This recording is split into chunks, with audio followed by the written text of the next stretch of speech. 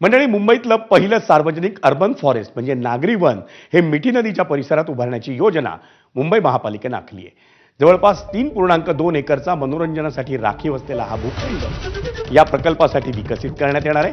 या जागेवर जवळपास 150 झाडं असूनही त्याकडे दुर्लक्ष होत असल्याचं चित्र आहे. त्यामुळे तिथं निसर्ग संवाद केंद्र विकसित करून नागरिकांसाठी एक हरित आणि पर्यावरणपूरक जागा निर्माण करण्याचा मुंबई महापालिकेचा प्रयत्न आहे. या अर्बन फॉरेस्टमध्ये मियावाकी पद्धतीनं विकसित केलेला जंगलपट्टा, पक्ष्यांचं अधिवास केंद्र, फुलपाखरांचं उद्यान आणि औषधी वनस्पतींचे विभाग विकसित करण्यात येणार आहेत. या ठिकाणी नागरिकांसाठी नैसर्गिक पायवाटा, मुलांसाठी खेळण्याची मैदानं, नैसर्गिक हिरवळ, व्यायामासाठी सुविधा, ज्येष्ठ नागरिकांसाठी बसण्याची जागा तसंच मुलांसाठी आणि ज्येष्ठांसाठी विशेष बागाही तयार करण्यात येणार आहेत.